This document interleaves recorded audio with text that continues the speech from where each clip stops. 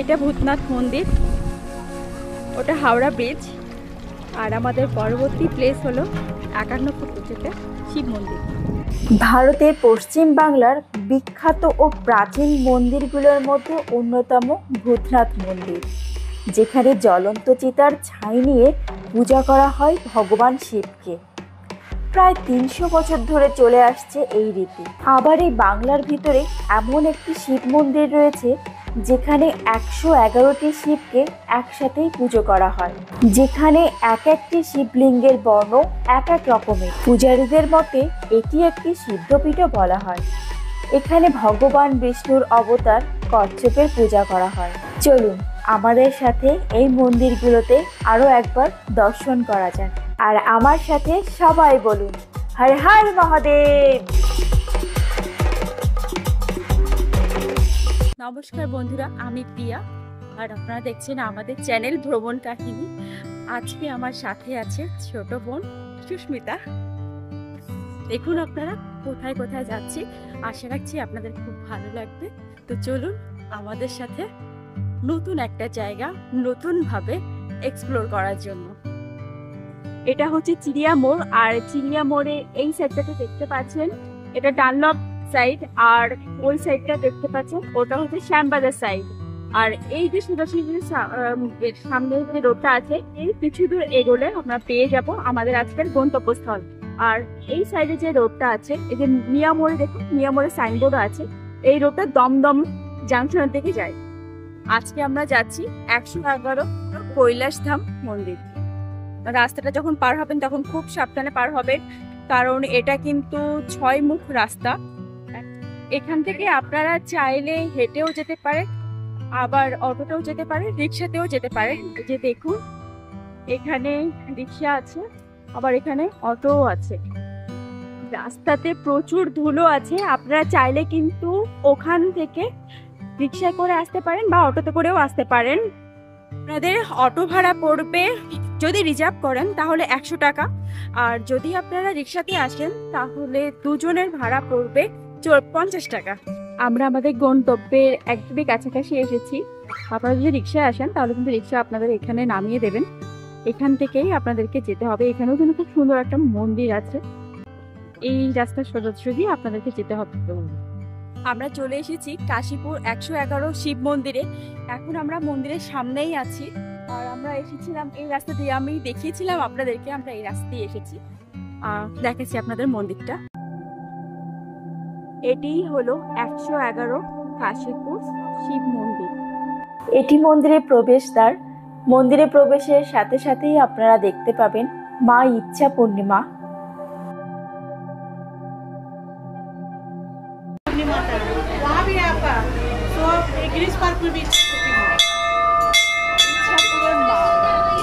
প্রথম দেখলাম ইচ্ছাপুরের মা, ওখানেও আছে।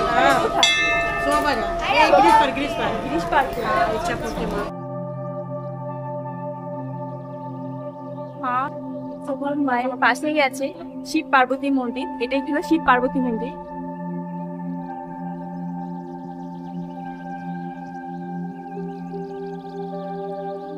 এই মন্দিরটি খোলা থাকে সকাল 8টা থেকে রাত 8টা পর্যন্ত।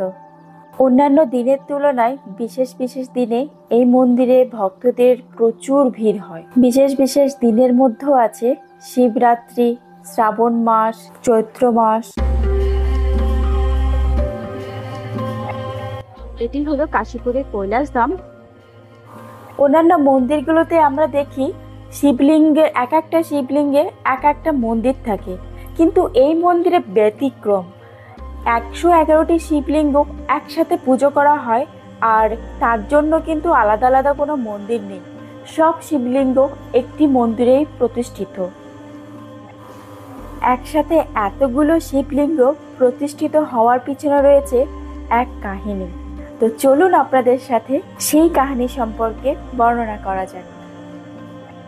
আজকে শ্রাবণ মাসের 26 তারিখ, শ্রাবণ মাস শেষ হওয়ার পথে, সেজন্য দূর দূরান্ত থেকে ভক্তরা এসেছেন বাবার মাথায় জল দেবে বলে। 1988 সালের কথা, মানে এখান থেকে 36 বছর আগের কথা। উত্তরপ্রদেশের এলাহাবাদে এক সাধক শ্রী পরমানন্দ মহারাজজি মধ্যপ্রদেশের নর্মদা নদীর তীরে প্রাকৃতিকভাবে সৃষ্টি হওয়া 111টি শিবলিঙ্গ এখানে নিয়ে আসেন এবং প্রতিষ্ঠিত করেন। খুব সম্ভবত এই 111টি শিবলিঙ্গ প্রতিষ্ঠিত করেছিলেন বলে এই মন্দিরের নামকরণ করা হয় 111 শিব মন্দির।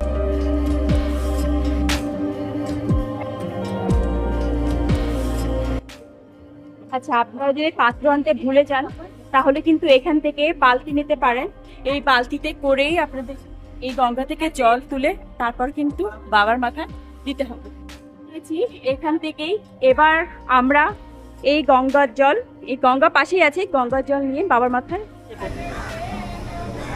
পুরোহিতকে জিজ্ঞাসা করলাম, আমরা তো কিছু নিয়ে আসিনি, তো এখান থেকে নেওয়া যাবে কিনা। তো পুরোহিত বললেন যে না, নেওয়া যাবে। তো সেই জন্য বালতিটা নিলাম। বালতিটা নিয়ে এবার গঙ্গা থেকে জল নিয়ে বাবার মাথায় জল। আপনারা যখন গঙ্গা জল নেবেন তখন কিন্তু একটু বেশি করেই নেবেন, কারণ অনেক বয়স্ক আছেন যারা এই গঙ্গার নিচে অবধি আসতে পারে না। তো আমাদের সাথে যেটা হয়েছিল, তারা কিন্তু আমাদের বালতি থেকে জল নিয়ে তারা বাবার মাথায় জল ঢেলেছিল। এছাড়াও এখানে 111টি শিবলিঙ্গ একসাথে আছে, তাই জলের পরিমাণটা একটু বেশিই লাগবে। সামনাসামনি দাঁড়ালে আপনার হাতে ডান দিক থেকে বাবার মাথায় জল ঢালতে ঢালতে যেতে হবে একদম লাস্ট অব্দি। আমরা বাড়ি থেকে কোনো রকমের কোনো পাত্র নিয়ে যাইনি, ঘটিও নিয়ে যাইনি। তো সেই জন্য বাবার মাথায় আমরা বালতি দিয়েই জল দিচ্ছিলাম, আবার হাত দিয়েও জল দিচ্ছিলাম, আর হাতে করে করে। ওখানকারই একজন ভক্ত আমাদেরকে সাহায্য করেছিলেন ঘটি দিয়ে, তাকে অসংখ্য ধন্যবাদ জানাচ্ছি আমাদের ভ্রমণ কাহিনী চ্যানেলের পক্ষ থেকে।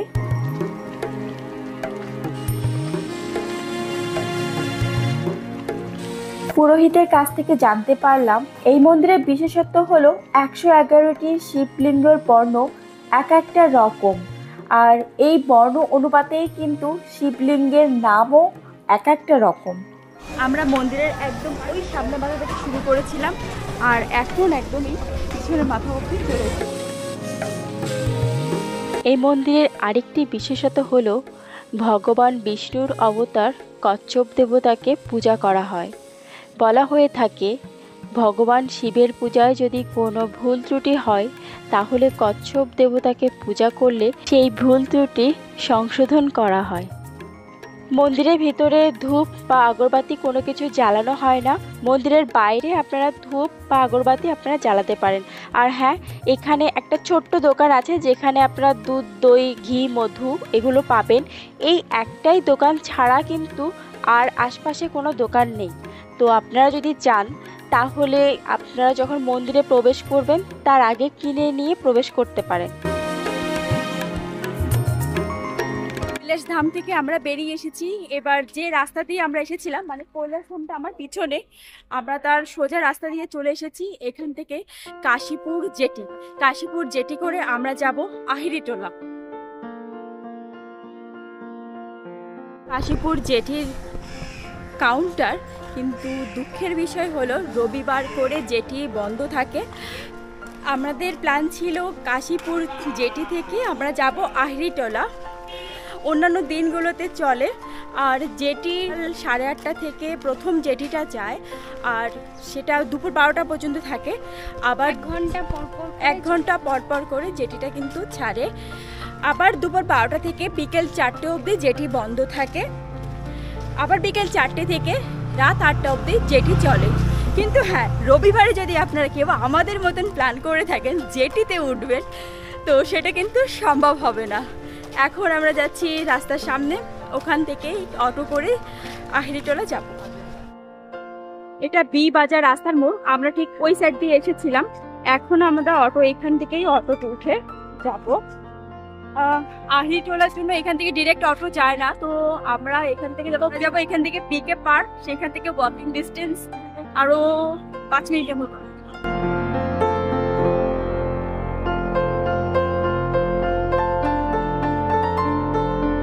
এটি হলো বেনিয়ারিটোলা স্ট্রিট। এই যে ঘড়ি দেখতে পাবেন, আর এই যে এবার আমরা যাব ভূতনাথ মন্দিরে। আমাদের নেক্সট ডেস্টিনেশন হলো ভূতনাথ মন্দির। আর ভূতনাথ মন্দির যাওয়ার জন্য আমাদেরকে যেতে হবে বিকে পাল স্ট্রিটের দিকে। তো আর বিকে পাল স্ট্রিটটা হলো এই দিকে। আমরা নেমেছিলাম ঘড়ির অপোজিটে, আর এখন আমরা যাচ্ছি তার রাস্তাটা পার হয়ে বিকে পাল স্ট্রিট সরদার পাড়া। এই যে দেখুন ওই যে ঘড়ি, আর যেখানে মাদার তেরেসার স্ট্যাচু আছে, এই রাস্তা ধরেই আমরা এগোবো ভূতনাথ মন্দিরের দিকে। আমরা বিকে পাল স্ট্রিট ধরে সোজা হাঁটতে হাঁটতে চলে যাচ্ছি আহিরিটোলা ভূতনাথ মন্দিরের দিকে। আর সব থেকে মজার ব্যাপার, আপনি যখন কোথাও হাঁটতে হাঁটতে যাবেন তখন না এই আশপাশের কালচারটা আপনি খুব ভালো করে উপলব্ধি করতে পারবেন। যেটা হচ্ছে শোভাবাজার এরিয়া মানেই হলো কলকাতার যে পুরাতন ছোঁয়া, সেটা অনেকটাই এখানে অনুভব করা যায়। আপনারা যদি চান তাহলে কিন্তু ওখান থেকে অটোয় করেও চলে আসতে পারেন ভূতনাথ মন্দির, আর সেই ক্ষেত্রে আপনাদের অটো ভাড়া পড়বে 10 টাকা। সামনে কিন্তু রেলওয়ে স্টেশন আছে, আপনারা চাইলে ট্রেন দিয়েও আসতে পারেন, আবার হেঁটেও আসতে পারেন, আবার কিন্তু বাসে করেও আসতে পারেন। আমরা অলরেডি পৌঁছে গিয়েছি। মেট্রো রেলে করে আপনারা যদি ভূতনাথ মন্দির আসতে চান তাহলে আপনাদেরকে নামতে হবে শোভাবাজার মেট্রো স্টেশন, আর সেখান থেকে প্রায় 1 কিলোমিটারের দূরত্ব এই ভূতনাথ মন্দির। আর আপনারা যদি এমনি ট্রেনে আসতে চান তাহলে আপনাদেরকে নামতে হবে শোভাবাজার আহিরিটোলা স্টেশন, আর সেখান থেকে ভূতনাথ মন্দিরের দূরত্ব হলো মাত্র পায়ে হেঁটে 2 থেকে 3 মিনিট। আপনারা দেখতেই পাচ্ছেন সামনে অনেক দোকানও বসে আছে। আবার যদি আপনারা গঙ্গা জল নিয়ে যেতে চান তাহলে কিন্তু এই যে পটগুলো দেখতে পাচ্ছেন, এই পটে করে গঙ্গা জল আপনারা নিয়ে যেতে পারেন গঙ্গার একদম পাশে। ভূতনাথ মন্দিরে যাওয়ার সময় চোখে পড়লো গণেশ ঠাকুরের মূর্তি আর হনুমানজির মূর্তি। কত করে ডালা? 30 টাকা। কি কি আছে? আকান্দমালা আছে, গেন্দামালা আছে, দুর্বা আছে, বেলপত্র আছে। আর প্রসাদ আলাদা কিনতে হবে, তাই তো? প্রসাদ আলাদা কিনতে হবে। এই যে সামনে ঘট রাখা আছে, এগুলো কত করে? হ্যাঁ, 20 টাকা করে। আর ফুলের ডালি 30 টাকা।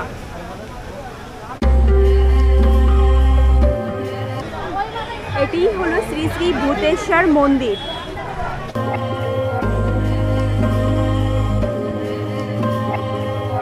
20 টাকা দিয়ে আমরা এই ঘট নিয়েছি। এখন আমরা যাব বাবার মন্দিরে পুজো দেওয়ার জন্য আর বাবার মাকে জল ঢালার জন্য।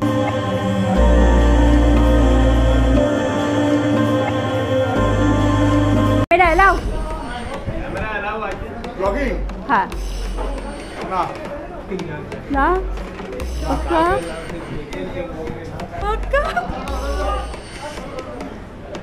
আমরা এখন মন্দিরের ভিতরে প্রবেশ করেছি।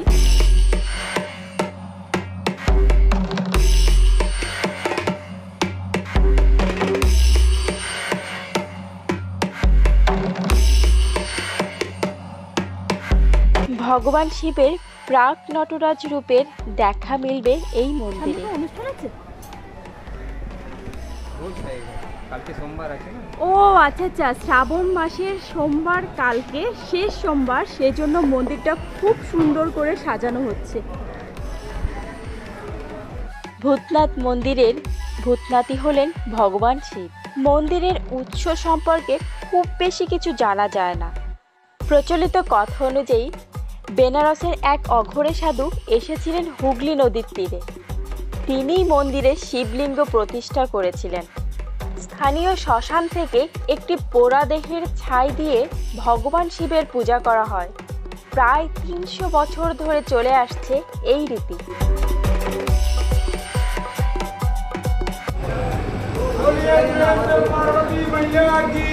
জয় बोलिए प्रेम से नंदी महाराज की জয়। नमः पार्वती पते हर हर महादेव। 1934 সাল থেকে ভূতনাথ মন্দির সামলানোর দায়িত্ব যায় হিন্দু সৎকার সমিতির হাতে। তার আগে এই দায়িত্ব ছিল মল্লিক সম্প্রদায়ের হাতে। তারাই এই মন্দির প্রতিষ্ঠা করেছিলেন। এই মন্দিরের পাশেই আছে নিমতলা মহাশ্মশান ঘাট।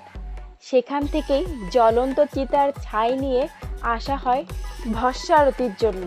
মন্দিরের গর্ভগৃহের চারপাশে, অর্থাৎ যেখানে শিবের মূর্তি স্থাপন করা হয়েছে তার চারপাশে রূপালী ব্যারিকেড বেশ আকর্ষণীয়। আপনার সামনে কোনো বিশেষ দিন থাকলে আপনি অখণ্ড জ্যোতি কক্ষ থেকে আশীর্বাদের জন্য অনুরোধ করতে পারেন। আমার পিছনেই আছে নিমতলা মহাশ্মশান ঘাট, আর মহাশ্মশান ঘাটের পাশেই আছে ভূতনাথ মন্দির। আর এই মন্দিরের ভিতরে খুব তাড়াতাড়ি করে আসতে হয়তো, এই জন্য কতটা ভিডিও তুলতে পেরেছি জানি না। তবে হ্যাঁ, যতটুকু ভিডিও তুলেছি আমি কিন্তু তাদের মতামত নিয়ে তুলতে পারবো কি পারবো না সেটা তারা যখন আমাকে বলেছেন কর্তৃপক্ষ যে আপনি তুলতে পারবেন, তখন কিন্তু আমি ভিডিওটি তুলেছি। আর এখানে যথেষ্ট ভিড় হয়, বিশেষ করে শিবরাত্রির দিনে এখানে প্রচুর ভিড় হয়। বাবার মন্দিরের অপোজিটেই আছে শ্রী শ্রী মা তারা বৈষ্ণোদেবী মন্দির। এটাই হলো মা বৈষ্ণোদেবী মন্দির। খুব সাবধানে পার হবেন, কারণ এটা কিন্তু রেলগেট আছে।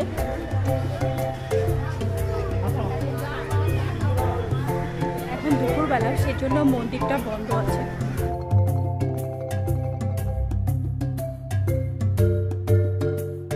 ইনি হচ্ছে বাবার বড় ভক্ত বিদ্যাপতি।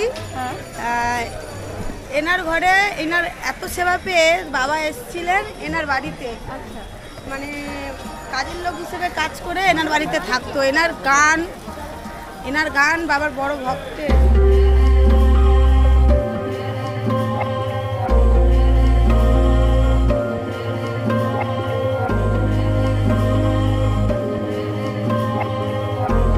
এই মুহূর্তে আমি দাঁড়িয়ে আছি ভূতনাথ মন্দিরের সামনে।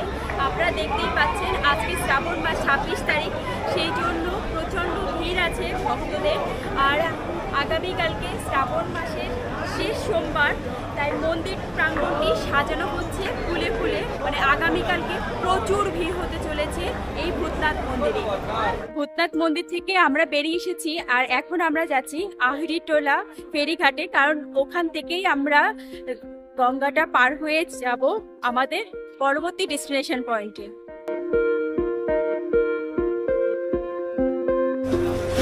যেখানে লেখা আছে দেখুন আহিরিটোলা হতে বাধাঘাট। টিকিট কাটবো, আর টিকিট কেটে আমরা যাব বাধাঘাট।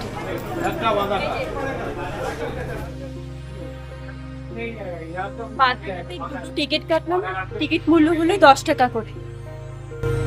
এই যে দেখুন, ওই যে দূরে ওই যে দেখা যাচ্ছে ওটাই হাওড়া ব্রিজ। আর এই যে হলুদ বিল্ডিং, এই যে হলুদ, অনেক মানুষ স্নান করছে। এটাই হলো ভূতনাথ মন্দির। আর তার পাশেই আছে যে চিমনি দেখা যাচ্ছে, ওটা নিমতলা মহাশ্মশান ঘাট। আর এই যে পার হলেই আপনারা পেয়ে যাবেন আমাদের পরবর্তী ডেস্টিনেশন 51 ফুট উঁচুতে শিব মন্দির। এই লঞ্চে করেই আপনারা যাব বাধাঘাট।